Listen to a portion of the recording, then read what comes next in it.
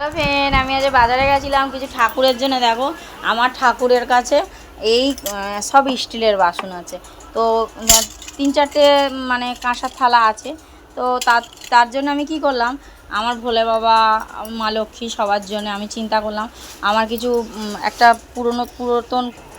পুরাতন কলসি ছিল, তা সেইটা দিয়ে আমি আরও কিছু 150 টাকা মতন যোগ করে এই গ্লাস 4টে নিয়ে এসেছি। খুব সুন্দর গ্লাসগুলো লাগছে, কিন্তু তোমাদের কেমন লাগছে অবশ্যই কমেন্ট করো।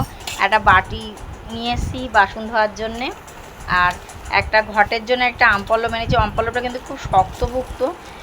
আর একটা ডাব এনেছি, যেহেতু সবসময় ঝামেলা হয় কলা টলার জন্য, ওই জন্য একটা ডাব নিয়ে এসেছি। আর এই 4টে থালা নিয়ে এসেছি, এই যে দেখো।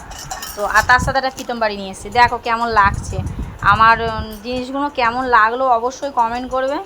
আর ভালো লাগলে সবাই শেয়ার করবে, আর আমাকে বলবে জিনিসগুলো সত্যিই কেমন হয়েছে, তাহলে আমি খুব খুশি হব। তো টাটা বন্ধুরা।